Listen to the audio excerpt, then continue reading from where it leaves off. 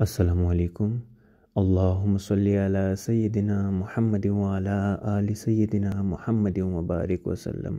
حضرت آدم علیہ السلام، حضرت شیش علیہ السلام اور حضرت ادریس علیہ السلام کے بعد لوگ احکام الہی سے دور ہونے لگے، یعنی کہ ان انبیاء کے دور کے بعد کچھ عرصہ گزرنے کے بعد یہ قوم احکام الہی سے دور ہونے لگے اور دنیا داری، مال مویشی، کھیتی باڑی میں مشغول ہوتے گئے اور اللہ کی مقرر کردہ حدود سے نکلنے لگے۔ تو ان پانچوں اولیاء نے قوم کی ہدایت کا بیڑا اٹھایا۔ بنی نوح آدم سے ان سے بیزاری کا اظہار کرنے لگی اور بالآخر ایک دن ان پانچوں کو شہید کر دیا۔ بعض روایات کے مطابق وہ طبعی موت مرے تھے۔ ان کی وفات کے بعد اللہ کی طرف سے ان پر سختی نازل کی گئی۔ ان کے ہاں بارشیں ہونا بند ہو گئی۔ جب قحط پڑنے لگا تو لوگ سخت پریشان ہوئے اور ایک دوسرے سے مشورے مانگنے لگے کہ اب کیا کیا جائے۔ تب شیطان ایک بزرگ کی صورت میں ان کے پاس آیا اور کہنے لگا کہ تم نے ان 5 بزرگ ہستیوں کو شہید کیا ہے، جس کی وجہ سے اللہ کی ناراضگی تم پر نازل ہوئی ہے۔ یہاں پر ان 5 ہستیوں کے متعلق میں بتاتا چلوں کہ حضرت ادریس کے آسمانوں پر جانے کے بعد چند نیک بزرگان اولیاء نے بنی نوح آدم کے اصلاح کا بیڑا اٹھایا، جن کے بارے میں مختلف روایات ملتی ہیں، جنہیں آگے تھوڑا مختصر بیان کرنے کی کوشش کرتے ہیں۔ روایات میں ان کے بارے میں آتا ہے کہ وہ 5 تھے جن کا نام سوا، یعوق، یغوث اور نصر تھے۔ چند ایک روایات میں ان کے بارے میں آتا ہے کہ وہ لوگ حضرت آدم علیہ السلام کے بیٹے تھے۔ کچھ روایات میں ان کے بارے میں حضرت شیش علیہ السلام کے بیٹے تھے، جو بعد ان کے خدا کی طرف سے نازل کردہ احکامات کی تبلیغ کرتے تھے، اور کچھ روایات کے مطابق وہ بنو قابیل سے تھے، جو حضرت شیش علیہ السلام کی تبلیغ سے صاحب ایمان ہوئے تھے۔ جب لوگوں نے شیطان کو ایک بزرگ اور مصلح سمجھا اور مشورہ مانگا کہ ہم کیا کریں جو اللہ کی ناراضگی دور ہو سکے، تب اس نے کہا کہ تم ان کی قبروں پر جاؤ اور عبادت کرو، وہ تمہارا وسیلہ بنیں گے اور وہی تمہاری دعائیں آگے اللہ تک پہنچائیں گے۔ تب سبھی لوگ وہاں گئے اور عبادت کرنے لگے اور یہ ان کا صبح شام کا معمول ہوا۔ تب پھر شیطان ان کے پاس آیا اور کہا کیا ہی اچھا ہو اگر ان میں شکلیں مجسمے یہاں بنا دو تاکہ تمہیں پہچان میں آسانی ہو اور انہیں دیکھنے سے عبادت کا شوق اور رغبت اور بھی بڑھے۔ قوم کو یہ بات بڑی پسند آئی اور کہا کہ بے شک اگر تم ایسا کر سکو تو یہ اور بھی اچھا ہو جائے۔ شیطان نے ان کے مجسمے بنائے اور اللہ نے انہیں مہلت دی اور ان کی روزی کھول دی۔ جب وہ لوگ پھر سے مشغول دنیا ہوئے تو انہیں اس میدان تک جانا بھی مشکل لگنے لگا کہ جہاں وہ مورتی تھیں۔ تب قوم نے شیطان ابلیس سے کہا کیا ہی اچھا ہو کہ آپ یہ مجسمے ہمارے گھروں میں بھی بنا دیں کہ ہم روز آنے جانے کی زحمت سے بچ جائیں اور ایک روز مقرر کر لیں یہاں آنے کو۔ تب شیطان نے ان کے گھروں میں ہر گھر اور قبیلے میں الگ الگ مورتی یعنی بت مجسمے بنا دیے، اور جب وہ نسل ختم ہوئی اور بعد ان کے نئی نسل آئی تو شیطان نے انہیں بہکایا کہ یہی تمہارے خدا ہیں اور تمہارے باپ دادا بھی انہی سے مانگتے تھے، سو تم بھی انہی کو پکارو۔ تب وہ لوگ انہیں ہی اپنا خدا سمجھ بیٹھے اور اس پر ڈٹ گئے، اور مختلف قبیلوں نے اپنے اپنے خدا بانٹ لیے اور یہاں سے بت پرستی کی ابتدا ہوئی، جن کے بارے میں قرآن پاک میں ذکر کیا جاتا ہے۔ ارشاد باری تعالیٰ ہے، ترجمہ، اور کہتے رہے کہ تم اپنے معبودوں کو مت چھوڑنا، اور ودا اور سوا اور یاغوث اور یعوق اور نصر بتوں کو بھی ہرگز نہ چھوڑنا۔ تھوڑا سا ذکر ان کے بارے میں آگے بتائیں کہ یہ مجسمے یعنی کہ جو بت شیطان ابلیس نے بنائے وہ کیسے تھے اور ان کو کیا نام اور مقام دیے گیا۔ ود محبت اور دوستی، قمری دیوتا تھا۔ قرآن میں حضرت نوح علیہ السلام کے وقت میں دیوتا کا ذکر ہے۔ ود قبیلہ قزا کی شاخ بنی کلب و براہ کا معبود تھا، جس کا استحان انہوں نے دومتا الجندل میں بنا رکھا تھا۔ عرب کے قدیم کتبات میں ان کا نام ودم ابم ود باپو لکھا ہوا ملتا ہے۔ کلبی کا بیان ہے کہ اس کا بت ایک نہایت عظیم الجسم مرد کی شکل کا بنا ہوا تھا۔ پریش کے لوگ بھی اس کو معبود مانتے تھے اور اس کا نام ان کے ہاں ود تھا۔ اسی کے نام پر تاریخ میں ایک شخص کا نام عبدود ملتا ہے۔ دوسرا بت یغوث، وہ مدد کرتا ہے۔ یغوث قبیلہ طے کی شاخ انعم اور قبیلہ مزہج کے بعض شاخوں کا معبود تھا۔ مزہج والوں نے یمن اور حجاز کے درمیان جرش کے مقام پر اس کا بت نصب کر رکھا تھا، جس کی شکل شیر کی تھی۔ قریش کے لوگوں میں بھی بعض کا نام عبد یغوث ملتا ہے۔ تیسرا بت یعوق ایک دیوتا تھا جس کی پوجا نوح علیہ السلام کے وقت میں ہوتی تھی۔ یعوق یمن کے علاوہ ہمدان میں قبیلہ ہمدان کی شاخ خیوا ان کا معبود تھا اور اس کا بت گھوڑے کی شکل کا تھا۔ نمبر 4 نصر، لغوی معنی گدھ۔ نصر حمیر کے علاقے میں قبیلہ حمیر کی شاخ آل ذوالقلاع کا معبود تھا اور بلخا کے مقام پر اس کا بت نصب تھا، جس کی شکل گدھ کی تھی۔ سب کے قدیم کتبوں میں اس کا نام نسور لکھا ہوا ملتا ہے۔ اس کے مندر کو وہ لوگ بیت نسور اور اس کے پجاریوں کو اہل نسور کہتے تھے۔ قدیم مندروں کے جو آثار عرب اور اس کے متصل علاقوں میں پائے جاتے ہیں، ان میں سے بہت سے مندروں کے دروازے پر گدھ کی تصویر بنی ہوئی ہے۔ نمبر 5 سوا بت۔ سوا قبیلہ ہذیل کی دیوی تھی اور اس کا بت عورت کی شکل کا بنایا گیا تھا۔ ینبو کے قریب رہات کے مقام پر اس کا مندر واقع تھا۔ یہ مختصر احوال ان کے بارے جو ذکر روایات سے ملتا ہے۔ قوم جب مکمل بت پرستی میں ڈوب گئی اور اللہ کے علاوہ اپنے اپنے مختلف معبود بنا لیے گئے، تب رحمت یزداں کو جوش آیا اور اللہ تبارک و تعالیٰ نے بنی نوح آدم کی ہدایت اور رہنمائی کے لیے حضرت نوح علیہ السلام کو مبعوث فرمایا۔ تھوڑا ذکر حضرت نوح علیہ السلام کے نام، نسب اور پیدائش پر میں آپ کو بتاتا چلوں۔ حضرت نوح علیہ السلام کا نسب نامہ کچھ اس طرح ہے: نوح بن لامک بن متو شلخ بن خنوخ ادریس بن مہلائل بن کینن بن انوش بن شیش بن آدم علیہ السلام۔ روایات میں ہے کہ حضرت نوح کا نام نوح اس لیے ہوا کہ وہ اپنی قوم پر بہت زیادہ نوحہ کیا کرتے تھے۔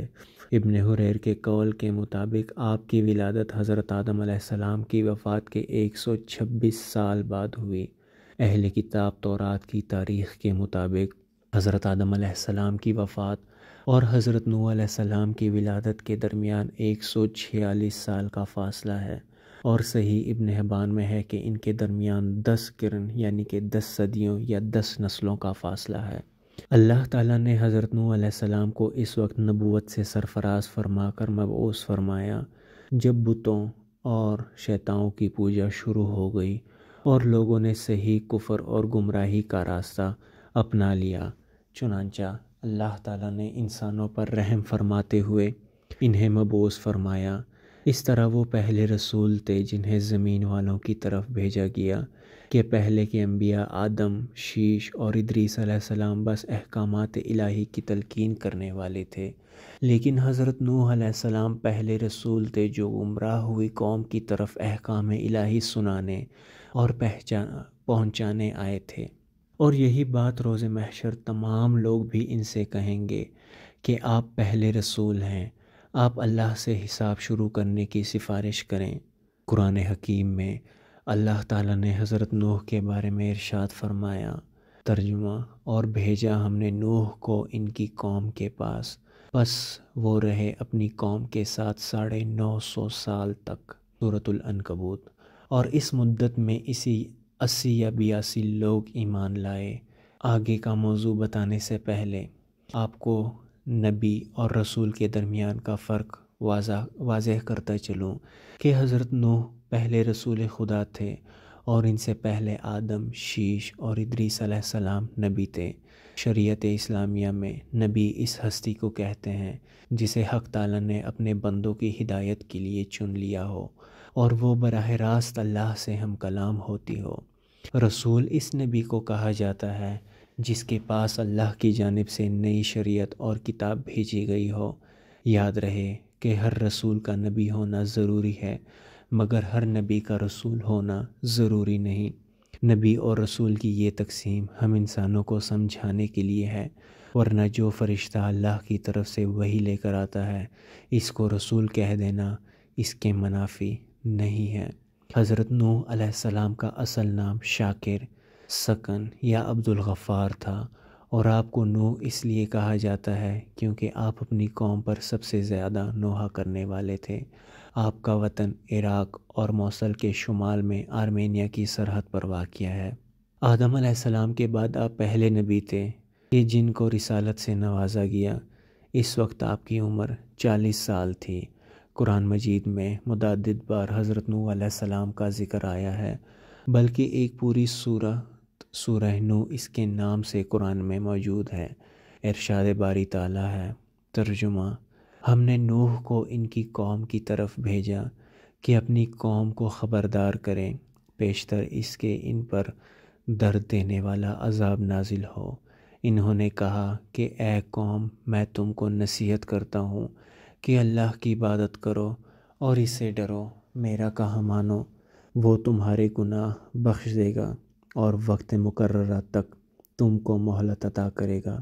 جب اللہ کا مقرر کیا ہوا وقت آ جاتا ہے تو تاخیر نہیں ہوتی، کاش تم جانتے ہوتے۔ سورہ نوح۔ نوح علیہ السلام نے اللہ کے حکم سے قوم کو توحید کی طرف بلانا شروع کیا اور فرمایا، اے قوم، ایک اللہ کی طرف لوٹ آؤ اور اسی کی عبادت کرو جو واحد لا شریک ہے، اور اس کے ساتھ کسی بت، مجسمے یا طاغوت کو شریک نہ کرو، ورنہ سخت وبال میں پڑ جاؤ گے اور دردناک عذاب میں مبتلا ہوگے۔ حضرت نوح نے قوم سے کہا کہ میں تمہارا بھلا چاہتا ہوں اور تمہیں اس درد دینے والے عذاب سے بچانا چاہتا ہوں جو کسی بھی وقت آیا چاہتا ہے۔ قوم کے لوگوں نے کہا کہ اے نوح، تو صحیح گمراہی میں ہے، بھلا ہم پر یہاں کوئی عذاب کیسے آئے گا جبکہ ہم ہمارے معبودوں کو خوش رکھتے ہیں۔ حضرت نوح نے انہیں سمجھایا کہ یہ شیطان کی چال ہے جو تمہیں گمراہی کے راستے پر ڈالے ہوئے ہے، اور اصل معبود برحق تو اللہ واحد لا شریک کی ذات ہے جس نے تمہیں اس کائنات کے نظام کو بنایا ہے۔ الغرض حضرت نوح علیہ السلام نے قوم کو ہر طرح سے سمجھانے کی کوشش کی۔ وہ دن رات مشرکوں کو شرک سے باز آنے کی تلقین کرتے۔ انہوں نے ہر طرح سے رات کو دن میں تنہائی میں اعلانیہ بھی، ترغیب کے ذریعے سے بھی اور ترتیب کے ذریعے سے بھی قوم کو سمجھایا۔ ابلیس بھی اپنے لاغ و لشکر سمیت تو پہلے ہی موجود تھا۔ اس نے آپ کی تبلیغ سے ان لوگوں کو دور رکھنے میں توانائیاں صرف کر دی۔ نوح علیہ السلام جب مشرکوں کو واعظ فرماتے تو وہ لوگ اپنے آپ کو کپڑوں میں لپیٹ لیتے، کانوں میں انگلیاں ڈال لیتے، مگر آپ اللہ کی توحید سنانے سے باز نہ آئے، حتیٰ کہ مشرک انگلیوں پر کپڑے لپیٹ کر کانوں میں ٹھونس لیتے۔ نوح علیہ السلام صدیوں تک لوگوں کو سمجھایا، مشرک آپ کی تکذیب کرتے رہے۔ وہ لوگ حیرت سے کہتے کہ اے نوح، تو رسول کیسے ہو سکتا ہے کہ تو بھی ہم ہی میں سے ایک ہے، اور حضرت نوح علیہ السلام کے متبعین سے نفرت کا اظہار کرتے اور ان کی توہین کرتے، انہیں اپنے سے کمتر سمجھتے۔ ایک روایت کے مطابق یہ افراد حضرت نوح کے متبعین کمزور لوگ تھے، کم تعداد کی وجہ سے یا چھوٹے اور کمزور قبیلوں سے تھے، اور انہیں تکلیف پہنچاتے، قتل کر دینے یا جلا وطن کر دینے کے منصوبے بناتے رہتے تھے۔ انہوں نے حضرت نوح کی دعوت کے 3 جواب دیے۔ قوم نوح علیہ السلام کے سردار اور سرمایہ دار کافر تھے۔ انہوں نے کہا، ہم تو تجھے صرف اپنے جیسا انسان دیکھتے ہیں، حالانکہ اللہ کی رسالت اور پیغام تو فرشتوں کو اپنے کندھے پر لینا چاہیے، نہ کہ ہم جیسے انسانوں کو۔ اس گمان کے ساتھ کہ انسان کا مقام فرشتوں سے نیچے ہے یا انسان کی ضرورت کو فرشتہ انسان سے بہتر جانتا ہے۔ امام زادوں کو زائرین کی تعداد سے پہچانا جاتا ہے۔ ان کی دوسری دلیل یہ تھی کہ انہوں نے کہا کہ اے نوح علیہ السلام، ہم تیرے گرد و پیش ان کے درمیان کہ جنہوں نے تیری پیروی کی ہے، سوائے چند پست ناآگاہ اور بے خبر تھوڑے سن و سال، کم عمر اور بے عقل کے نوجوانوں کے، کہ جنہوں نے مسائل کی دیکھ بھال نہیں کی، نہ کسی کو دیکھتے، کسی رہبر اور پیشوا کی حیثیت اور اس کی قدر و قیمت اس کے پیروکار سے پہچانی جاتی ہے، اور اصطلاح کے مطابق صاحب مزار کو اس کے زائرین سے پہچانا جاتا ہے۔ جب ہم تمہارے پیروکاروں کو دیکھتے ہیں تو ہمیں چند ایک بے بذات، گمنام، فقیر اور غریب لوگ ہی نظر آتے ہیں، جن کا سلسلہ روزگار بھی نہایت ہی معمولی۔ تو پھر ایسی صورت میں تم کو کس طرح امید کر سکتے ہو کہ مشہور و معروف، دولت مند اور نامی گرامی لوگ تمہارے سامنے سر تسلیم خم کر لیں گے؟ ہم اور یہ لوگ کبھی بھی ایک ساتھ نہیں چل سکتے۔ ہم نہ تو کبھی ایک دسترخوان پر بیٹھے ہیں اور نہ ہی ایک چھت کے نیچے اکٹھے ہوئے ہیں۔ تمہیں ہم سے کیسی غیر معقول توقع ہے؟ یہ ٹھیک ہے کہ وہ اپنی اس بات میں سچے تھے کہ کسی پیشوا کو اس کے پیروکاروں سے پہچانا جاتا ہے، لیکن ان کی سب سے بڑی غلطی یہ تھی کہ انہوں نے شخصیت کے مفہوم اور معیار کو اچھی طرح نہیں پہچانا تھا۔ ان کے نزدیک شخصیت کا معیار مال و دولت، لباس اور گھر اور خوبصورتی، قیمتی سواری تھا، لیکن طہارت، تقویٰ، حق جوئی جیسی اعلیٰ انسانی صفات سے غافل تھے، جو غریبوں میں زیادہ اور امیروں میں کم پائی جاتی ہیں۔ طبقاتی اونچ نیچ بدترین صورت میں ان کی افکار پر حکم فرما تھی، اس لیے وہ غریب لوگوں کو اراذل یعنی کہ ذلیل سمجھتے تھے، اور اگر وہ طبقاتی معاشرے کے قید خانے سے باہر نکل کر سوچتے اور باہر کی دنیا کو اپنی آنکھوں سے دیکھتے تو انہیں معلوم ہو جاتا کہ ایسے لوگوں کا ایمان اس پیغمبر کی حقانیت اور اس کی دعوت کی سچائی پر بذات خود ایک دلیل ہے، اور یہ جو انہیں بادی اور رائی، ظاہر بین، بے مطالعہ اور وہ شخص جو پہلی نظر میں کسی چیز کا عاشق اور خواہاں ہوتا ہے کا نام دیا ہے، حقیقت میں اس بنا پر ہے کہ وہ ہٹ درمی اور غیر مناسب تعصبات جو دوسروں میں تھے وہ نہیں رکھتے تھے، بلکہ زیادہ تر پاک دل نوجوان تھے، جو حقیقت کی پہلی کرن کو جو ان کے دل پر پڑتی تھی جلدی محسوس کر لیا کرتے تھے، اور وہ اس بیداری کے ساتھ جو کہ حق کی تلاش سے حاصل ہوتی تھی، صداقت کی نشانیاں، انبیاء کے اقوال و افعال کا ادراک کر لیتے تھے۔ ان کا تیسرا اعتراض یہ تھا، یعنی کہ حضرت نوح علیہ السلام کی قوم کے سرداروں اور وہ لوگ جو بت پرستی میں اور کفر میں ڈوبے ہوئے تھے، ان کا تیسرا اعتراض یہ تھا کہ قطع نظر اس سے کہ تو انسان ہے نہ کہ فرشتہ، الہوازی تجھ پر ایمان لانے والے نشاندہی کرتے ہیں کہ تیری دعوت کے مشتملات سے ہی نہیں ہیں۔ اصولی طور پر تم ہم پر کسی قسم کی برتری نہیں رکھتے کہ جس کی بنا پر تم ہماری پیروی یا کہ جس کی بنا پر ہم تمہاری پیروی کریں، لہٰذا ہم گمان کرتے ہیں کہ تم جھوٹے ہو۔ یہ وہ اعتراضات تھے جو قوم نوح نے حضرت نوح علیہ السلام پر کیے، اور کوئی شک نہیں ایسی اور اسی سے ملتے جلتے اعتراضات قریش مکہ نے بھی محمد مصطفیٰ صلی اللہ علیہ وآلہ وسلم پر کیے، جو کہ ہم آگے اپنے ذکر میں لائیں گے انشاءاللہ تعالی۔ حضرت نوح علیہ السلام نے ان اعتراضات کے جواب دیتے ہوئے فرمایا کہ اے قوم، میں اپنے پروردگار کی طرف سے واضح دلیل اور معجزہ کا حامل ہوں، اور اس نے اس رسالت و پیغام کی انجام دہی کی وجہ سے اپنی رحمت میرے شامل حال کی ہے، اور یہ امر اگر عدم توجہ کی وجہ سے تم سے مخفی ہو تو کیا پھر بھی تم میری رسالت کا انکار کر سکتے ہو اور میری پیروی سے دستبردار ہو سکتے ہو؟ یہ جواب قوم نوح علیہ السلام کے مستکبرین کے 3 سوالوں میں سے کسی کے ساتھ مربوط ہے۔ مفسرین کے درمیان بہت اختلافات ہیں، لیکن غور و خوض سے واضح ہو جاتا ہے کہ یہ جامع جواب 3 اعتراضات کا جواب بن سکتا ہے، کیونکہ ان کا پہلا اعتراض یہ تھا کہ تم انسان ہو۔ آپ نے فرمایا یہ بجا ہے کہ میں تمہاری طرح کا ہی انسان ہوں، لیکن اللہ تعالیٰ کی رحمت میرے شامل حال ہوئی ہے اور اس نے مجھے کھلی اور واضح نشانیاں دی ہیں۔ اس بنا پر میری انسانیت اس عظیم رسالت سے مانع نہیں ہو سکتی، اور یہ ضروری نہیں کہ میں فرشتہ ہوتا۔ ان کا دوسرا اعتراض یہ تھا کہ تمہارے پیروکار بے فکر اور ظاہر بین افراد ہیں۔ آپ نے فرمایا تم بے فکر اور بے سمجھ ہو جو اس واضح حقیقت کا انکار کرتے ہو، حالانکہ میرے پاس ایسے دلائل موجود ہیں جو ہر حقیقت کے متلاشی انسان کے لیے کافی ہے اور اسے قائل کر سکتے ہیں، مگر تم جیسے افراد جو غرور، خود خواہی، تکبر اور جاہ طلبی کا پردہ اوڑھے ہوئے ہیں، ان کا حقیقت بین آنکھ بیکار ہو چکی ہے۔ ان کا تیسرا اعتراض یہ تھا کہ وہ کہتے تھے ہم کوئی برتری اور فضیلت تمہارے لیے اپنی نسبت نہیں پاتے۔ آپ نے فرمایا اس سے بالاتر کون سی برتری ہوگی کہ اللہ نے اپنی رحمت میرے شامل حال کی ہے اور واضح مدارک و دلائل میرے اختیار میں دیے ہیں، اور اس بنا پر ایسی کوئی وجہ نہیں کہ تم مجھے جھوٹا خیال کرو، کیونکہ میری گفتگو کی نشانیاں ظاہر ہیں۔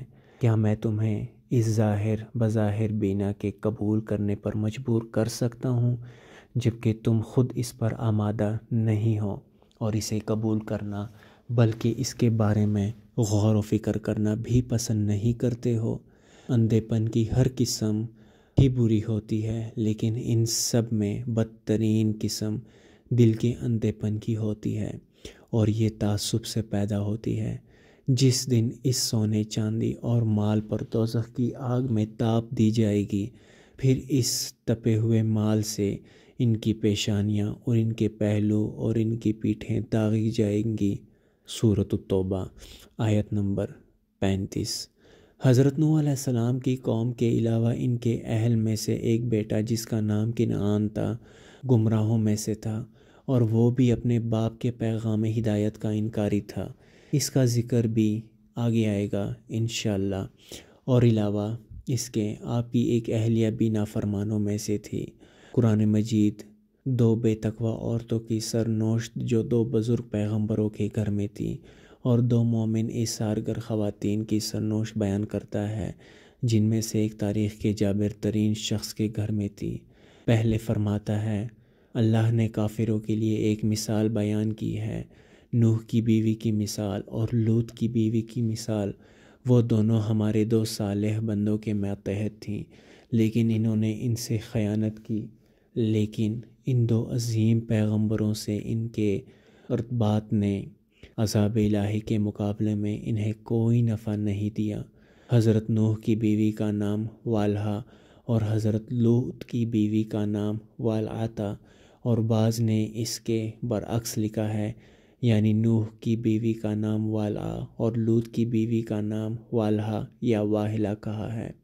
دونوں عورتوں نے ان دونوں عظیم پیغمبروں کے ساتھ خیانت کی، البتہ ان کی خیانت جائدہ افت سے انحراف ہرگز نہیں تھا، کیونکہ کسی پیغمبر کی بیوی ہرگز بے افتی سے آلودہ نہیں ہوتی، جیسا کہ پیغمبر اسلام سے ایک حدیث میں صراحت کے ساتھ بیان ہوا ہے۔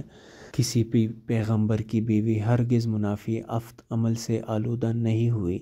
حضرت لوط کی بیوی کی خیانت یہ تھی کہ وہ اس پیغمبر کے دشمنوں کے ساتھ تعاون کرتی تھی اور ان کے گھر کے راز انہیں بتاتی تھی، اور حضرت نوح کی بیوی بھی ایسی ہی تھی۔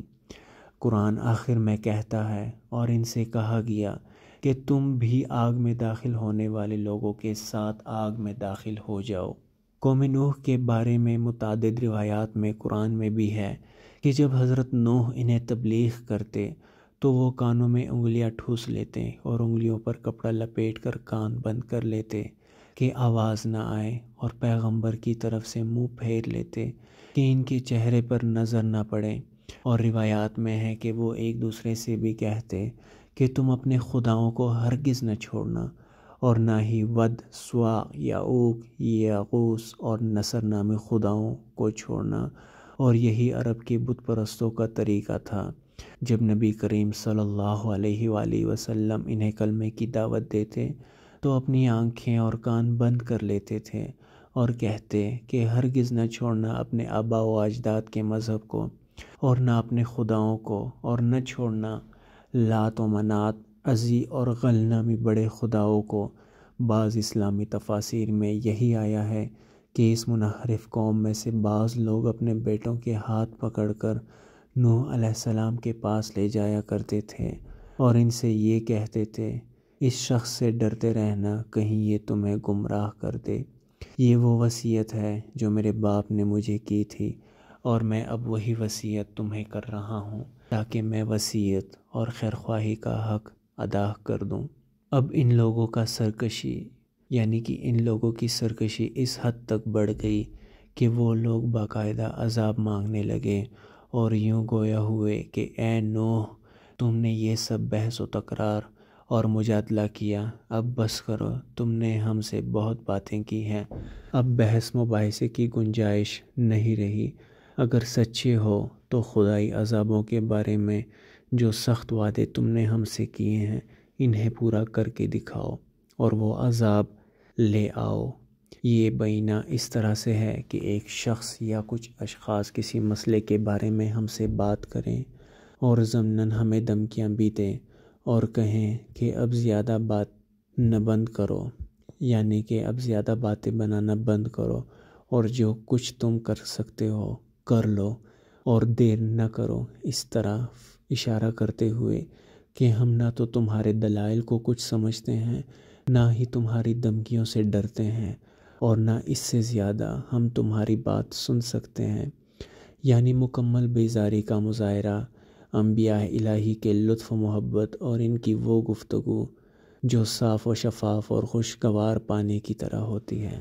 اس طرز عمل کا انتخاب انتہائی ہٹ درمی، تعصب اور جہالت کی ترجمانی کرتا ہے۔ قوم نوح علیہ السلام کی اس گفتگو سے ضمناً یہ بھی اچھی طرح واضح ہوتا ہے کہ آپ نے ان کی ہدایت کے لیے بہت طویل مدت تک کوشش کی اور انہیں ارشاد و ہدایت کے لیے آپ نے ہر موقع سے استفادہ کیا۔ آپ نے اس قدر کوشش کی کہ اس گمراہ قوم نے آپ کی گفتار اور ارشادات پر اکتاہٹ کا یعنی کہ اکتاہٹ کا اظہار کیا۔ حضرت نوح علیہ السلام نے اس بے اعتنائی، ہٹ دھرمی اور بےہودگی کا یہ مختصر جواب دیا کہ اللہ ہی چاہے تو ان دھمکیوں اور عذاب کے وعدوں کو پورا کر سکتا ہے، لیکن بہرحال یہ چیزیں میرے اختیار سے باہر ہے اور میرا قبضہ قدرت میں نہیں ہے۔ میں تو ان کا رسول ہوں اور اس کے حکم کے سامنے تسلیم ہوں، لہٰذا سزا اور عذاب کی خواہش مجھ سے نہ کرو، لیکن یہ جان لو کہ جب عذاب کا حکم آ پہنچے گا تو پھر تم اس کے احاطۂ قدرت سے نکل نہیں سکتے اور کسی پناہ گاہ کی طرف فرار نہیں اختیار کر سکتے۔ جب نوح علیہ السلام کی قوم نے غضب الہی کو للکارا اور نبی اللہ کا مذاق بنایا کہ وہ اپنے وعدوں میں اگر سچا ہے تو کہاں ہے عذاب، لے کر کیوں نہیں آتے، تو اللہ کو قوم کی سرکشی پر غیظ آیا۔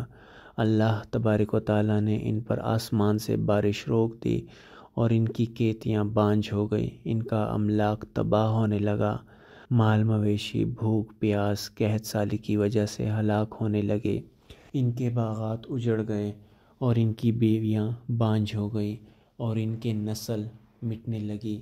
تب حضرت نوح علیہ السلام نے قوم کو سمجھایا کہ اگر تم بت پرستی اور شرک کا راستہ چھوڑ کر ایک اللہ کو معبود برحق مان لو اور اس سے ڈرو اور توبہ کر لو تو وہ تم پر اپنی رحمت کی بارش کرے گا، اور وہ بارش ایسی ہوگی کہ گویا سارا آسمان برس رہا ہے۔ لیکن چونکہ وہ باران رحمت ہوگا تو اس سے تمہیں کوئی نقصان یا ایذا نہ پہنچے گی، بلکہ تم خوشحال ہو جاؤ گے، تمہارے کھیت پھر سے ہرے ہو جائیں گے، تمہارے مال مویشیوں میں برکت دے گا، تمہارے باغات پہلے سے بھی زیادہ پھل دیں گے اور بڑھیں گے، اور تمہاری مدد کے لیے تمہیں اولاد سے نوازے گا، تمہاری بیویاں جو بانجھپن کی وجہ سے نسل نہیں بڑھا سکتی، ان سے عذاب اٹھا لیا جائے گا اور وہ پھر سے بچے جننے لگیں گی۔ مزید نصیحت کرتے ہوئے فرمایا کہ آخر تمہیں کون سی چیز حق تسلیم کرنے سے روکتی ہے؟ کیا تم اپنے اللہ کی قدرت کو نہیں دیکھتے، جس نے اوپر تلے آسمان بنائے، زمین کو تمہارے لیے بچھایا، چاند سورج ستارے بنائے، دن اور رات کا نظام بنایا، جس نے تمہیں بنایا اور تمہاری شکلوں کو ماں کے پیٹ میں ٹھیک فرمایا، تو تم کیوں اس کے سوا شیطان کا کہاں مانتے ہو، جو بے شک تمہارا کھلا دشمن ہے؟ اور یہ قحط سالی کا سلسلہ 40 سال تک چلا، ان کی کوئی اولاد نہیں ہوئی اور ان کی نسل بہت کم رہ گئی، مویشی ہلاک ہوتے ہوتے بہت کم رہ گئے، باغات اجڑ گئے، زمینیں بارش نہ ہونے کی وجہ سے بنجر ہو گئی۔ اس دوران حضرت نوح علیہ السلام انہیں مسلسل سمجھاتے رہے اور توبہ کی تلقین کرتے رہے کہ اس کے بعد یہ عذاب تم سے ہٹا لیا جائے گا۔ تب شیطان ان کے پاس آیا اور کہا کہ یہ عذاب جو تم پر نازل ہوئے ہیں، یہ نوح اور اس کے حواریوں کی وجہ سے ہے۔ وہ تمہارے خداؤں کو جھوٹا اور غلط کہتے ہیں، اس لیے تمہارے خدا تم سے ناراض ہیں۔ اگر تم چاہتے ہو کہ سب کچھ پہلے جیسا ہو جائے تو اپنے خداؤں کی خوشی کے لیے نوح اور اس کے متبعین کو یا تو قتل کر دو یا پھر انہیں یہاں سے نکال باہر ہی کر دو، یعنی کہ جلا وطن کر دو، اور اگر تم ایسا کر سکو تو تمہارے خدا تم سے خوش ہو جائیں گے اور تم پر اپنا کرم کریں گے۔ گمراہی میں ڈوبی قوم نہ سمجھ سکی کہ شیطان تو ان کا دشمن ہے اور انہیں غلط مشورہ ہی دے گا۔ وہ لوگ مشورہ کرنے لگے کہ واقعی ہمارے خدا ہم سے ناراض ہو گئے ہیں، اور اب ان کی خوشی کے لیے ہمیں چاہیے کہ نوح اور اس کے متبعین کو یا تو قتل ہی کر دیں یا یہاں سے نکال باہر کریں۔ حضرت نوح علیہ السلام کو جب اس کی خبر ملی تو انہوں نے اللہ کے سامنے دعا کی کہ اے اللہ، میں نے اس قوم کو ہر طرح سے دن میں اور رات کو بھی، تنہائی میں اور کھلے عام بھی، ترتیب سے بھی اور ترغیب سے بھی سمجھایا، لیکن یہ کسی طور حق پر آنے کے نہیں، اور یہ کہتے ہیں کہ ہم ہرگز اپنے خداؤں کو نہ چھوڑیں گے اور نہ ودع، سوا، یعوق، یغوث اور نصر ہی کو چھوڑیں گے، یعنی کہ جن بتوں کی وہ عبادت پرستش کرتے تھے۔ اے اللہ، تو انہیں نیست و نابود فرما اور زمین کو کافروں کے شر سے پاک فرما، اور اے اللہ، ان میں سے کسی کو نہ چھوڑ کہ پھر سے زمین پر نافرمانی کریں اور خرابی، شرک و بت پرستی پیدا کریں، اور جو تجھ پر ایمان لائیں ان کی حفاظت فرما۔ حکم ہوا، اے نوح، ایک کشتی تیار کرو۔ حضرت نوح علیہ السلام عذاب کی کیفیت سے تو واقف تھے نہیں کہ جو عذاب یا طوفان آنے والا ہے وہ کس نوعیت کا ہوگا۔ تب حکم ہوا کہ اے نوح، جیسا ہم تم کو کہیں ویسی کشتی بناؤ، اور کافروں کے لیے اب دعا نہ کرنا کہ ان میں سے کوئی ہدایت لانے والا نہیں ہے۔ یہاں ایک بات آپ کو سمجھاؤں کہ کچھ لوگ کہتے ہیں کہ جب سب کچھ اللہ کے اختیار میں ہے تو وہ کیوں انسان کو ہدایت نہیں دیتا؟ بے شک سب اللہ کے اختیار میں ہے، اور حدیث قدسی ہے کہ انسان کا دل ہماری 2 انگلیوں کے درمیان ہے، جب چاہیں اسے بدل سکتے ہیں۔ رہی بات ہدایت کی، تو اللہ نے انسان کو بنانے کے بعد اسے عقل و شعور عطا کیا اور ساتھ ہی 2 راستے دیے کہ ایک ہدایت کا اور دوسرا گمراہی کا، اور انسان کو سمجھانے اور سکھانے کو انبیاء بھیجے اور کتابیں نازل فرمائیں۔ اب ایک صاحب عقل آدمی اللہ کی قدرت پر غور کرے تو یقیناً اللہ کو خالق و مالک ماننے پر مجبور ہو جائے گا، سوائے ان لوگوں کے جن کی عقل پر پردہ پڑا ہوا ہو اور وہ نہ دیکھتے ہیں، نہ سنتے اور نہ ہی سمجھتے ہیں۔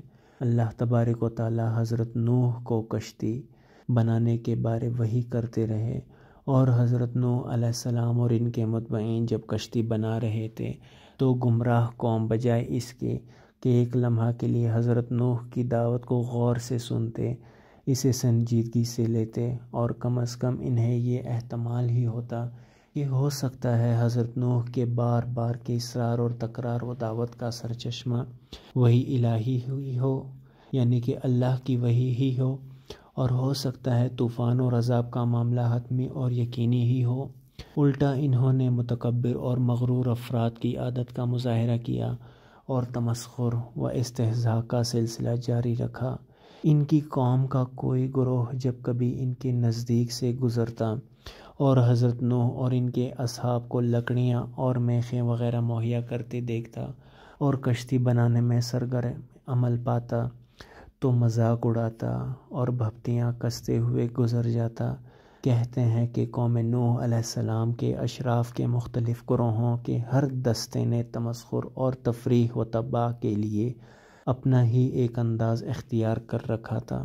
ایک کہتا تھا کہ اے نوح علیہ السلام، دعوی پیغمبری کا کاروبار نہیں چل سکا تو بڑھئی بن گئے۔ دوسرا کہتا تھا کشتی بنا رہے ہو، بڑا اچھا ہے، البتہ کشتی کے لیے دریا بھی بناؤ۔ کبھی کوئی عقل مند دیکھا ہے جو خشکی کے بیچ میں کشتی بنائے؟ ان میں سے کچھ کہتے تھے اتنی بڑی کشتی کس کے لیے بنا رہے ہو؟ اگر کشتی بنانا ہی ہے تو ذرا چھوٹی بنا لو، جسے ضرورت پڑے تو دریا کی طرف لے جانا ممکن ہو۔ ایسی باتیں کرتے تھے اور کہہ کے لگا کر ہنستے ہوئے گزر جاتے تھے۔ یہ باتیں گھروں میں ہوتی، کام کاج کے مراکز میں یہ گفتگو ہوتی گویا اب بحثوں کا عنوان بن گئی، اور وہ ایک دوسرے سے حضرت نوح اور ان کے پیروکاروں کی کوتاہ فکری کے بارے میں باتیں کرتے اور کہتے، اس بوڑھے کو دیکھو، آخر عمر میں کس حالت کو جا پہنچا ہے۔ اب ہم سمجھے کہ اگر ہم اس کی باتوں پر ایمان نہیں لائے تو ہم نے ٹھیک ہی کیا، اس کی عقل تو بالکل ٹھکانے نہیں ہے۔ دوسری طرف حضرت نوح علیہ السلام بڑی استقامت اور پامردی سے اپنا کام بے پناہ عزم کے ساتھ جاری رکھے ہوئے تھے، اور یہ ان کے ایمان کا نتیجہ تھا، اور وہ ان کے دل کے اندوں کی بے بنیاد باتوں سے بے نیاز اپنی پسند کے مطابق تیزی سے پیش رفت کر رہے تھے، اور دن بدن کشتی کا ڈھانچہ مکمل ہو رہا تھا۔ کبھی کبھی سر اٹھا کر ان سے یہ پرمعنی بات کہتے، اگر آج تم ہمارا مذاق اڑاتے ہو تو ہم بھی جلدی ہی اسی طرح تمہارا مذاق اڑائیں گے۔ وہ دن کہ جب تم طوفان کے درمیان سرگرداں ہو کر سراسیمہ ہو کر ادھر ادھر بھاگو گے اور تمہیں کوئی پناہ گاہ نہیں ملے گی، موجوں میں گھرے فریاد کرو گے کہ ہمیں بچا لو۔ جی ہاں، اس روز مومنین تمہاری غفلت اور جہالت پر مذاق اڑائیں گے۔ اس روز دیکھنا کہ کس کے لیے ذلیل اور رسوا کرنے والا عذاب آتا ہے اور کسے دائمی سزا دامنگیر ہوتی ہے۔ اس میں شک نہیں کہ کشتی نوح کوئی عام کشتی نہ تھی، کیونکہ اس میں سچے مومنین کے علاوہ ہر نسل کے جانور کو بھی جگہ ملی تھی، اور ایک مدت کے لیے ان انسانوں اور جانوروں کو جو خوراک درکار تھی وہ اس میں موجود تھی۔ ایسی لمبی چوڑی کشتی یقیناً اس زمانے میں بے نظیر تھی۔ یہ ایسی کشتی تھی جو ایسے دریا کو کوہ پیکر موجود میں صحیح و سالم رہ سکے اور نابود نہ ہو، جس کی وسعت اس دنیا جتنی ہو۔ اس لیے مفسرین کی بعض روایت میں ہے کہ اس کشتی کا طول 1200 ذراع تھا اور عرض 600 ذراع تھا۔ ایک ذراع کی لمبائی تقریباً آدھے میٹر کے برابر ہے، اور بعض روایات میں یوں لکھا ہے کہ کشتی بنانے کے لیے حضرت نوح علیہ السلام کو حکم ہوا کہ 1,24,000 تختے نکالو، ہر نبی کے نام کا ایک تختہ، اور جب کشتی تیار ہوئی تو اس میں 4 تختوں کی جگہ رہ گئی، تو حکم ہوا کہ 4 تختے ان 4 یاروں کے نکالو کہ جو میرے محبوب پیغمبر اور آخری نبی جناب محمد مصطفیٰ صلی اللہ علیہ وآلہ وسلم کے 4 یار اور بعد آپ کی امت کے امیر اور خلیفہ راشدین ہوں گے۔ پہلے ارشاد ہوتا ہے، یہ صورتحال یوں ہی تھی یہاں تک کہ ہمارا حکم صادر ہوا اور عذاب کے آثار ظاہر ہونا شروع ہو گئے۔ پانی تنور کے اندر سے جوش مارنے لگا۔ اس بارے میں کہ طوفان کے نزدیک ہونے سے تنور سے پانی کا جوش مارنا کیا مناسبت رکھتا ہے، مفسرین کے درمیان بہت اختلاف ہے۔ موجودہ احتمالات میں سے یہ احتمال زیادہ قوی معلوم ہوتا ہے کہ یہاں تنور اپنے حقیقی اور مشہور معنی میں آیا ہے، اور ہو سکتا ہے اس سے مراد کوئی خاص تنور بھی نہ ہو، بلکہ ممکن ہے کہ اس سے یہ نقطہ بیان کرنا مقصود ہو کہ تنور جو عام طور پر آگ کا مرکز ہے، جب اس میں سے پانی جوش مارنے لگا تو حضرت نوح اور ان کے اصحاب متوجہ ہوئے کہ حالات تیزی سے بدل رہے ہیں اور انقلاب قریب تر ہے، یعنی کہاں آگ اور کہاں پانی۔ بالفاظ دیگر، جب انہوں نے یہ دیکھا کہ زیر زمین پانی کی سطح اس قدر اوپر آ گئی ہے کہ وہ تنور کے اندر سے جو عام طور پر خشک، محفوظ اور اونچی جگہ بنایا جاتا ہے، جوش مار رہا ہے، تو وہ سمجھ گئے کہ کوئی اہم امر درپیش ہے اور قدرت کی طرف سے کسی نئے حادثے کا ظہور ہے، اور یہی امر حضرت نوح اور ان کے اصحاب کے لیے خطرے کا الارم تھا کہ وہ اٹھ کر کھڑے ہوں اور تیار رہیں۔ شاید غافل اور جاہل قوم نے بھی اپنے گھروں کے تنور میں پانی کو جوش مارتے دیکھا ہو، بہرحال وہ ہمیشہ کی طرح خطرے کے ان پرمعنی خدائی نشانات سے آنکھ کان بند کیے گزر گئے، یہاں تک کہ انہوں نے اپنے آپ کو ایک لمحہ کے لیے بھی غور و فکر کی زحمت نہ دی کہ شاید شرف تکوین میں کوئی حادثہ پوشیدہ ہو، اور شاید حضرت نوح علیہ السلام جن واقعات کی خبر دیتے تھے ان میں سچائی ہو۔ بعض نے کہا کہ یہاں تنور مجازی اور کنائی معنی میں ہے، جو اس طرف اشارہ ہے کہ غضب الہی کے تنور میں جوش پیدا ہوا اور وہ شعلہ ور ہوا، اور یہ تباہ کن خدائی عذاب کے نزدیک ہونے کے معنی ہے۔ اس وقت نوح علیہ السلام کو ہم نے حکم دیا کہ جانوروں کی ہر نوع میں سے ایک جفت نر اور ایک مادہ کا جوڑا کشتی میں سوار کر لو، تاکہ غرقاب ہو کر ان کی نسل منقطع نہ ہو جائے، اور اسی طرح اپنے خاندان میں سے جن کی ہلاکت کا پہلے سے وعدہ کیا جا چکا ہے، ان کے سوا باقی افراد کو سوار کر لو، نیز مومنین کو کشتی میں سوار کر لو۔ نوح علیہ السلام کا بیٹا اور بیوی بدکاروں کے ساتھ رہے، جنہوں نے راہ ایمان سے انحراف کیا اور گنہگاروں کا ساتھ دینے کی وجہ سے حضرت نوح سے اپنا رشتہ توڑ لیا۔ وہ اس کشتی نجات میں سوار ہونے کا حق نہیں رکھتے تھے، کیونکہ اس میں سوار ہونے کی پہلی شرط ایمان تھی۔ اللہ کا نام لے کر کشتی پر سوار ہو جاؤ۔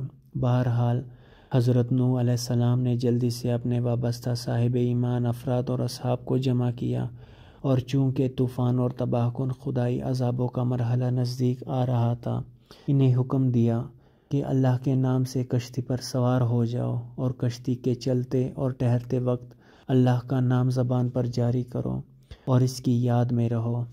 بالآخر آخری مرحلہ آ پہنچا، اور اس سرکشی قوم کے لیے عذاب اور سزا کا فرمان صادر ہوا۔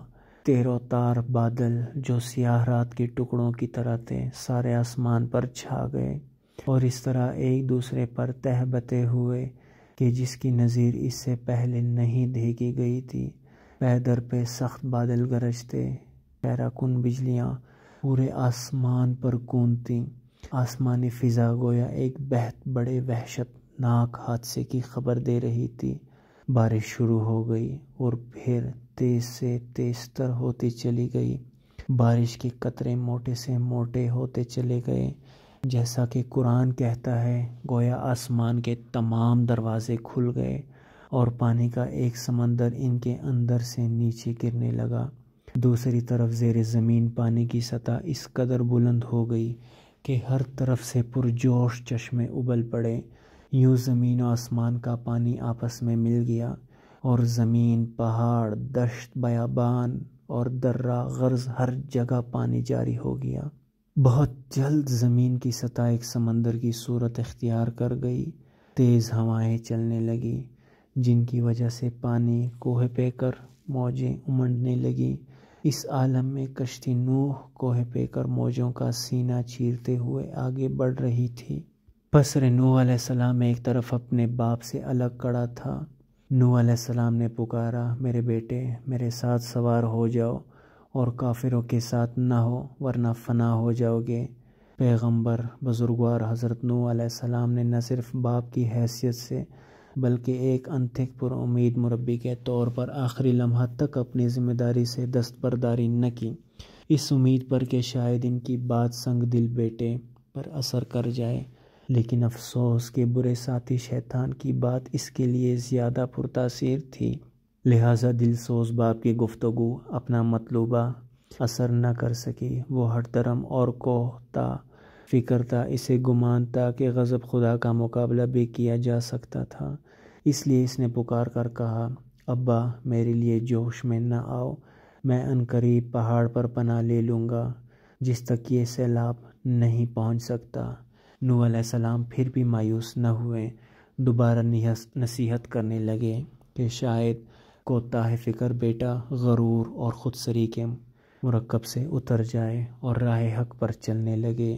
انہوں نے کہا، میرے بیٹے، آج حکم خدا کے مقابلے میں کوئی طاقت پناہ نہیں دے سکتی، نجات صرف اس شخص کے لیے ہے، رحمت خدا جس کی شامل حال ہو۔ پہاڑ تو معمولی سی چیز ہے، خود کرۂ ارض بھی معمولی سی چیز ہے، سورج اور تمام نظام شمسی اپنے خیرہ کن عظمت کے باوجود خدا کی قدرت لا یزال کے سامنے ذرہ بے مقدار سے زیادہ حیثیت نہیں رکھتا۔ اسی دوران ایک موج اٹھی اور آگے آئی، مزید آگے بڑھی اور پسر نوح کو ایک تنکے کی طرح اس کی جگہ سے اٹھایا اور اپنے اندر درہم برہم کر دیا اور باپ بیٹے کے درمیان جدائی ڈال دی اور اسے غرق ہونے والوں میں شامل کر دیا۔ اے نوح علیہ السلام، تمہارے بیٹے تمہارے اہل سے نہیں ہے، تمہارا بیٹا تمہارے اہل سے نہیں ہے۔ جب حضرت نوح علیہ السلام نے اپنے بیٹے کو موجوں کے درمیان دیکھا تو شفقت پدری نے جوش مارا، انہیں اپنے بیٹے کی نجات کے بارے میں وعدہ الہی یاد آیا۔ انہوں نے درگاہ الہی کا رخ کیا اور کہا، پروردگار، میرا بیٹا میرے اہل اور میرے خاندان میں سے ہے، اور تو نے وعدہ فرمایا تھا کہ میرے خاندان کو طوفان اور ہلاکت سے نجات دے گا، اور تو تمام حکم کرنے والوں سے برتر ہے، تو ایفائے عہد کرنے میں محکم تر ہے۔ یہ وعدہ اسی چیز کی طرف اشارہ ہے جو سورہ ہود میں موجود ہے، جہاں فرمایا گیا ہے، ہم نے نوح علیہ السلام کو حکم دیا کہ جانوروں کی ہر نوع میں سے ایک جوڑا کشتی میں سوار کر لو، اور اسی طرح اپنے خاندان کو سوائے اس شخص کے جس کی نابودی کے لیے فرمان خدا جاری ہو چکا ہے۔ حضرت نوح نے خیال کیا کہ سوائے اس کے جس کی نابودی کے لیے فرمان خدا جاری ہو چکا ہے، اس سے مراد صرف ان کی بے ایمان اور مشرک بیوی ہے، اور ان کا بیٹا کنعان اس میں شامل نہیں ہے۔ لہٰذا انہوں نے بارگاہ خداوندی میں ایسا تقاضا کیا، لیکن فوراً جواب ملا، ہلا دینے والا جواب اور ایک عظیم حقیقت واضح کرنے والا جواب، اے نوح، وہ تیرے اہل و خاندان میں سے نہیں ہے، بلکہ وہ غیر صالح عمل ہے، وہ نالائق شخص ہے، اور تجھ سے مکتبی اور مذہبی رشتہ ٹوٹنے کی وجہ سے خاندانی رشتے کی کوئی حیثیت نہیں رہی۔ اب جب کہ ایسا ہے تو مجھ سے ایسی چیز کا تقاضا نہ کر جس کے بارے میں تجھے علم نہیں ہے، میں تجھے نصیحت کرتا ہوں کہ جاہلوں میں سے نہ ہو جا۔ حضرت نوح علیہ السلام سمجھ گئے کہ یہ تقاضا بارگاہ الہی میں صحیح نہیں تھا، اور ایسے بیٹے کی نجات کو خاندان کی نجات کے بارے میں خدا کے وعدے میں شامل نہیں سمجھنا چاہیے تھا۔ لہٰذا آپ نے پروردگار کا رخ کیا اور کہا، پروردگار، میں تجھ سے پناہ مانگتا ہوں اس امر سے، تجھ سے کسی ایسی چیز کی خواہش کروں جس کا علم مجھے نہیں، اور اگر تو نے مجھے نہ بخشا اور اپنی رحمت میرے شامل حال نہ کی تو میں ضیاع کاروں میں ہو جاؤں گا۔ 40 دن اور 40 رات تک بارش ہوتی رہی، پوری زمین پانی میں ڈوب گئی، سب برے لوگ مر گئے، برے فرشتوں نے اپنے انسانی جسم چھوڑ دیے اور وہ آسمان پر واپس چلے گئے۔ دنیا کے نافرمان اور سرکش لوگ اس سیلاب میں فنا کی گھاٹ اتر گئے، اور حضرت نوح علیہ السلام کی کشتی 6 مہینوں تک پانی کے اوپر تیرتی رہی۔ کشتی میں تمام جانوروں پرندوں کا ایک جوڑا اور 2 نبی حضرت نوح علیہ السلام اور حضرت آدم علیہ السلام کا تابوت، یہ حضرت آدم علیہ السلام کی وصیت پر ہوا تھا، اور حضرت آدم کے 3 بیٹے اور ان کی بیویاں وہ چند مومنین تھے۔ یہ طوفان 1 رجب المرجب کو آیا،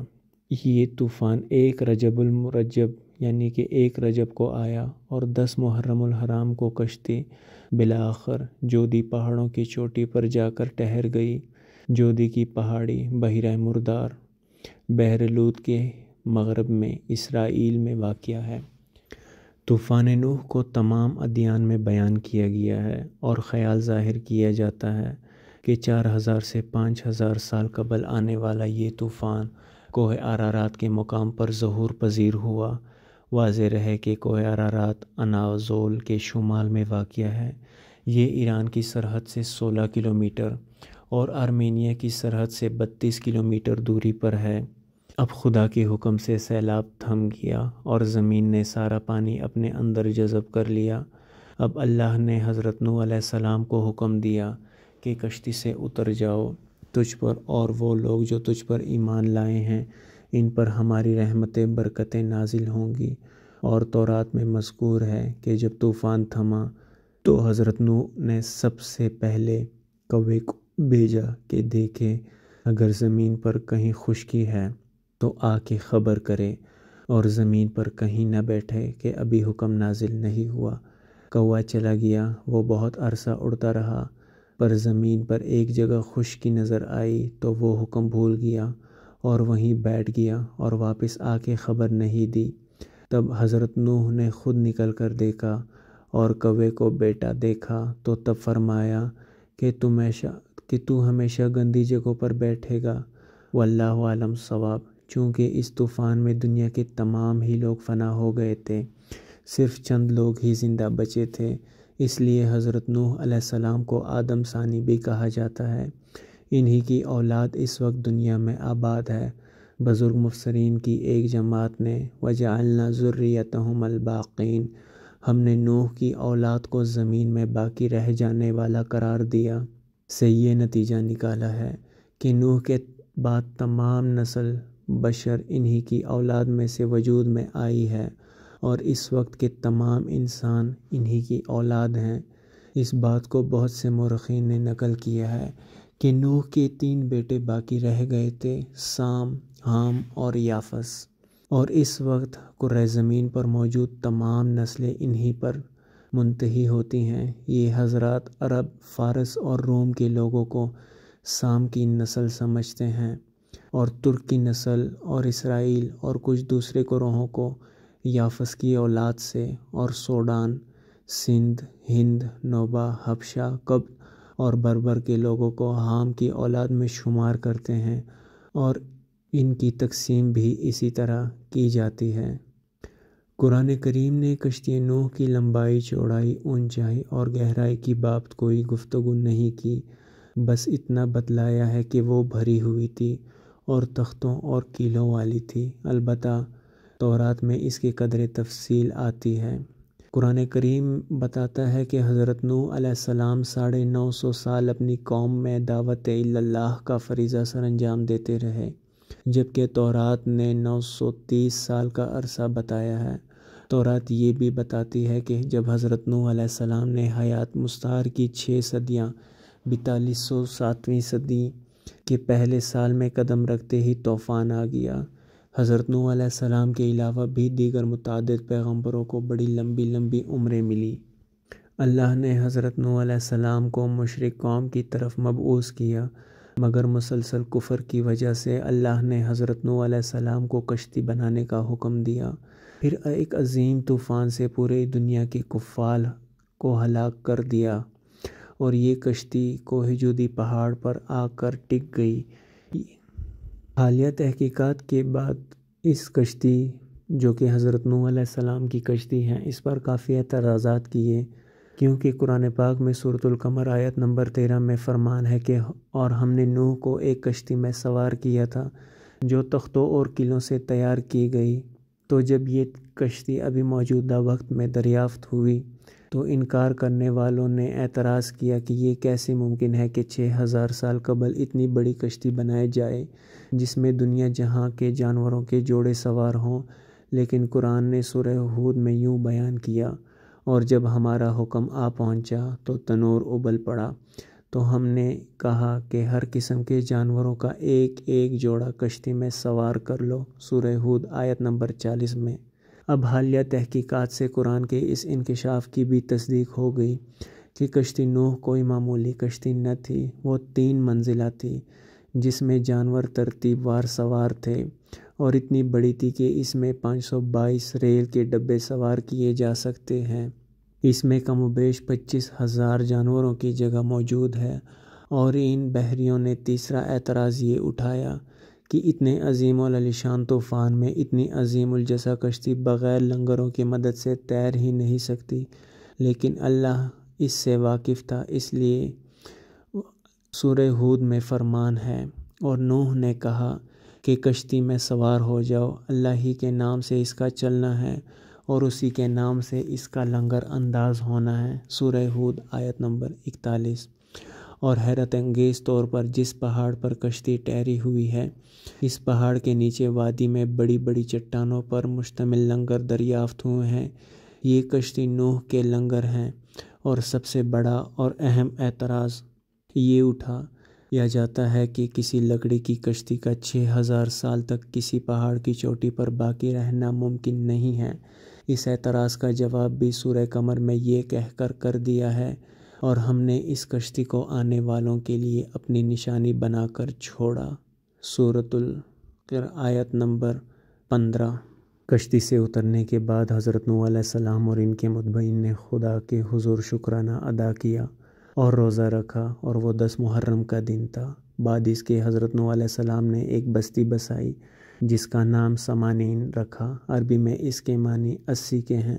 چونکہ کشتی میں کل 80 لوگ تھے تو اسی مناسبت سے بستی کا نام بھی یہی رکھا گیا۔ اور آپ نے زمین پر سب سے پہلے آس کا درخت لگایا، اور بعد اس کے حضرت نوح علیہ السلام نے اپنے بیٹے سام کے ساتھ، جنہیں بعد میں ولی عہد بنایا گیا، حضرت آدم علیہ السلام کے تابوت کو کشتی سے نکالا، اور انہیں جہاں وصیت فرمائی گئی تھی دوبارہ دفن کر دیا گیا۔ کشتی سے اترنے کے بعد اللہ نے حضرت نوح علیہ السلام اور ان کے بیٹوں کو برکت دی، اور ان کو زمین پر پھیل جانے اور اپنی نسل بڑھانے میں برکت دی، اور زمین کے باقی جانوروں اور پرندوں میں بھی برکت دی، اور انہیں حضرت نوح کے تابع رکھا۔ مزید فرمایا کہ ان جانداروں کا گوشت جنہیں تم پر حلال کیا گیا ہے کھاؤ، اور زمین سے اگنے والے اناج اور سبزیاں اور فصلیں، مگر تم گوشت کے ساتھ خون کی جو اس کی جان ہے نہ کھانا، اور کھیتی کرو، اور اللہ برکت دینے والا ہے۔ اور زمین پر پھیل جاؤ اور آپس میں نہ لڑنا، اور شیطان کی چالوں سے بچنا، بے شک وہ تمہارا کھلا دشمن ہے۔ اور اللہ کی پناہ مانگتے رہنا اور حکم عدولی نہ کرنا، بے شک اللہ سخت عذاب دینے والا ہے۔ روایات میں آتا ہے کہ عذاب کے بعد جب ساری قوم اپنی بتوں سمیت ہلاک ہو گئی تو اللہ جل شانہ نے حضرت نوح علیہ السلام پر وحی نازل فرمائی کہ اب آپ مٹی کے برتن بناؤ، اور برتن بنانے کی رہنمائی فرمائی۔ حضرت نوح علیہ السلام جب برتن بنانے لگے تو کئی دن برتن بنانے میں گزر گئے اور برتنوں کا ڈھیر لگ گیا۔ تب اللہ کی طرف سے دوسرا حکم ہوا کہ اب ان برتنوں کو توڑ دو۔ حضرت نوح علیہ السلام نے عرض کیا، یا اللہ، میں نے بڑی محنت اور آپ کے حکم سے بنائے تھے، اور اب آپ انہیں توڑنے کا حکم دے رہے ہیں۔ اللہ نے فرمایا، اب ہمارا حکم ہے کہ انہیں توڑ دو۔ چنانچہ حضرت نوح علیہ السلام نے انہیں توڑ دیا، لیکن دل دکھا کہ اتنی محنت اور محبت سے بنائے اور اب توڑ دیے۔ اللہ نے ارشاد فرمایا، اے نوح، تم نے یہ برتن اپنے ہاتھوں سے بنائے اور ہمارے حکم سے بنائے، لیکن تمہیں ان سے اتنی محبت ہو گئی کہ جب میں نے تمہیں انہیں توڑنے کا حکم دیا تو تم سے توڑے نہ جا رہے تھے۔ دل کر رہا تھا کہ یہ برتن جو میں نے اپنے ہاتھوں سے بنائے اور ان پر محنت کی کسی طرح بچ جائیں، لیکن تم نے ہمیں نہ دیکھا کہ ساری مخلوق اپنے ہاتھ سے بنائی، اور تم نے ایک مرتبہ کہہ دیا کہ اے اللہ، زمین پر بسنے والے تمام کافروں کو ہلاک کر دے اور ان میں سے کوئی باقی نہ رہے۔ تمہارے اس کہنے پر ہم نے اپنی ساری مخلوق کو ختم کر دیا۔ ارشاد اشارہ اس بات کی طرف تھا کہ جس مٹی سے تم برتن بنا رہے ہو وہ مٹی بھی تمہاری نہیں، اور بنا بھی اپنی مرضی سے نہیں بلکہ ہمارے حکم سے بنا رہے تھے۔ پھر بھی تمہیں اس سے اتنی محبت ہو گئی کہ توڑتے ہوئے دل دکھا، تو کیا ہمیں اپنی مخلوق سے محبت نہ ہوگی؟ بعد اس عذاب کے حضرت نوح علیہ السلام 40 اور بعض روایات میں ہے کہ 50 سال بعد وفات پا گئے اور آپ کی قبر مسجد حرام میں ہے۔ حضرت نوح علیہ السلام کے 4 بیٹے تھے، حام بن نوح، سام بن نوح، یافس بن نوح اور کنان بن نوح۔ ان کے علاوہ حضرت نوح علیہ السلام کا ایک بیٹا عابر بھی تھا جو طوفان سے پہلے ہی فوت ہو گیا تھا۔ احباب، آپ سے روزانہ کی طرح درخواست کی جاتی ہے، ہر قسط میں آپ سے یہی درخواست کی جاتی ہے کہ درود پاک کو اپنے روزانہ کا معمول کا حصہ بنا لیں۔ بے شک درود پاک وہ واحد عبادت ہے جو اسی وقت قبول ہو جاتی ہے۔ اللہم صلی علی سیدنا محمد وعلی آل سیدنا محمد وبارک وسلم۔